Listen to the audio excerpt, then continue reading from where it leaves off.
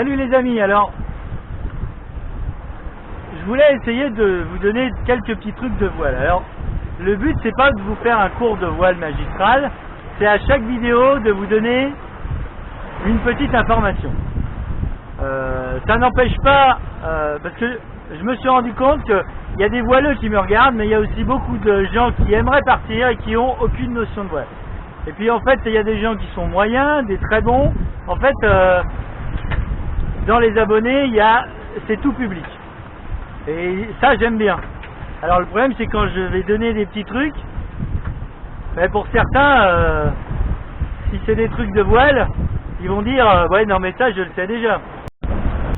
Pour les gens qui ne font pas de voile et qui envisagent de faire un tour de l'Atlantique à la voile, je sais pas si je peux donner des conseils, mais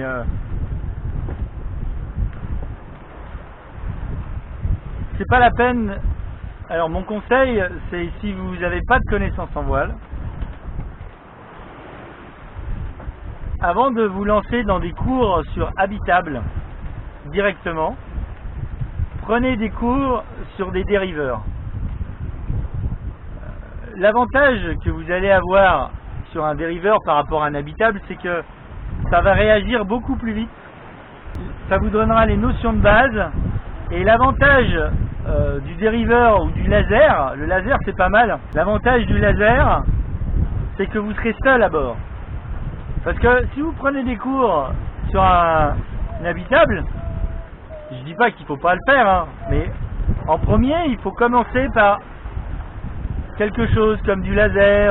Le laser c'est bien parce que vous êtes seul. Et donc tout reposera entièrement sur vos épaules. Vous êtes obligé de savoir. Vous serez obligé de vous poser la question d'où vient le vent, qu'est-ce que les termes abattre, l'eau fait, se déplacer sur un plan d'eau, savoir gérer une route pour aller à un endroit, louvoyer, tout ça, ça va vous être appris si vous prenez des cours de laser. En plus, vous allez devoir gérer l'assiette du bateau, ça vous donnera vraiment une bonne base. Si vous prenez directement des cours avec un habitable, la problématique va être que vous allez être plusieurs sur l'habitable, vous allez être avec un responsable, donc vous allez pouvoir vous décharger sur lui,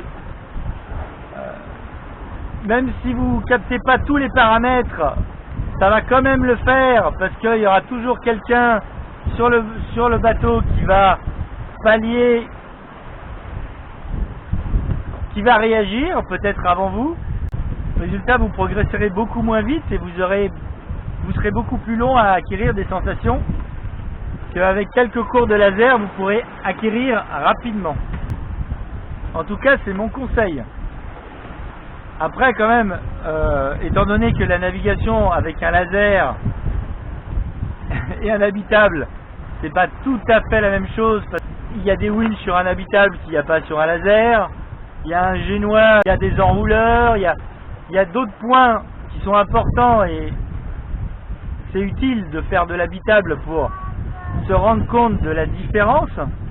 Mais pour la voile pure, moi je conseille le laser beaucoup plus que de commencer directement sur un habitable.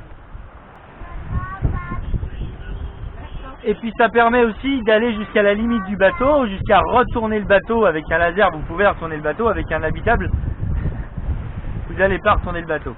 Une fois que vous gérez, vous savez vous diriger, remonter au vent, descendre le vent, aller où vous voulez avec un laser, quand vous allez arriver sur un habitable, vous serez beaucoup moins perdu. En tout cas, c'est mon humble conseil pour les gens qui vraiment n'ont aucune connaissance en voile et qui veulent partir comme ça pour un tour de l'Atlantique en voile. C'est pas quelque chose d'impossible. Il faut pas penser que la voile ça s'apprend.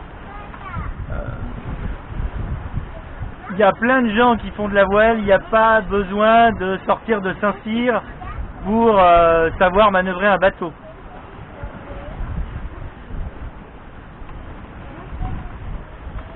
Donc je pense que c'est à la portée de tous, contrairement à ce que certains essayent de faire croire. pour les débutants, pensez à une chose. Quand vous commencez la voile, tout va être en fonction du vent. C'est-à-dire, il y a des termes qui sont inconnus du grand public, on va dire. C'est pas non plus, c'est pas des formules magiques, mais il y a des termes comme lofer et abattre. Alors, je pense que c'est les deux premières choses à bien comprendre. Qu'est-ce que ça veut dire lofer et qu'est-ce que ça veut dire abattre. Si vous ne comprenez pas mes explications, je vous incite à chercher sur Internet. Alors, lofer, quand vous naviguez, c'est se rapprocher de l'axe du vent. Et abattre, eh ben, c'est le contraire, c'est s'écarter de l'axe du vent. Donc on est bien d'accord, si je suis face au vent, j'abats, je vais m'écarter de l'axe du vent, c'est-à-dire que je vais diriger la pointe de mon bateau le plus loin possible de l'axe du vent ou d'un côté ou de l'autre. Donc là, j'abats. Quand je vais arriver au vent arrière, quand je vais remonter vers le vent, toute cette partie-là va être, je vais lofer, inversement dans l'autre sens.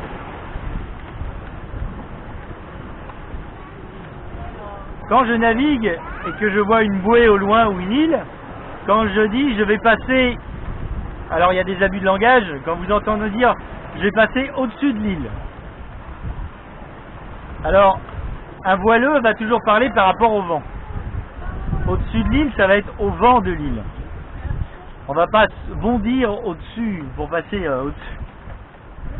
Pareil, quand je vais passer sous l'île, je vais pas remplir des ballasts et plonger, je vais passer sous le vent de l'île. Au-dessus, c'est au vent de l'île. Sous l'île, c'est sous le vent de l'île. Et tout va se gérer par rapport au vent. Donc, sachant que le vent, c'est un paramètre variable, puisque le vent peut changer de sens, être modifié par rapport à la côte, aux nuages, à plein de choses. Voilà, donc ça c'est des termes à savoir. Si vous voulez un voilier, il faut commencer déjà par bien comprendre ces termes avant de se lancer dans une navigation pour pouvoir communiquer avec l'équipage. Et donc évidemment la chose à réussir à comprendre, c'est quand vous arrivez sur un plan d'eau, à un endroit, n'importe où, c'est de très vite réussir à savoir d'où vient le vent. Et ça, souvent, pour les débutants, c'est un problème. D'où vient le vent? Alors, vous avez plusieurs possibilités pour vous repérer. Évidemment, une girouette, ça c'est incontestablement le plus efficace. Mais vous n'avez pas toujours une girouette sous la main, ou même s'il y a votre girouette sur le bateau, c'est bien quand même, avec les sensations, de savoir d'où vient le vent. Donc, vous avez la surface de l'eau, les rides qui se forment à la surface de l'eau. Donc ces rides à la surface de l'eau peuvent vous donner une indication sur d'où vient le vent. Je ne parle pas des vagues, je parle des rides qui se forment sur l'eau. Et puis vous avez tout simplement, pour ceux qui ont des cheveux, les cheveux, les oreilles, la peau. Et sur votre visage, vous sentez d'où vient le vent. Et si vous vous entraînez un peu, c'est pas très compliqué. Très vite, vous allez savoir rapidement d'où vient le vent, sans avoir besoin de regarder un repère visuel. Et ça, c'est important. Évidemment, quand il n'y a pas de vent, ça peut être compliqué, mais quand il y a du vent, il faut sentir sur sa peau la caresse du vent et avec ça, déterminer d'où il vient. Heureux qui comme Ulysse a fait un beau voyage, heureux qui comme Ulysse a vu son paysage.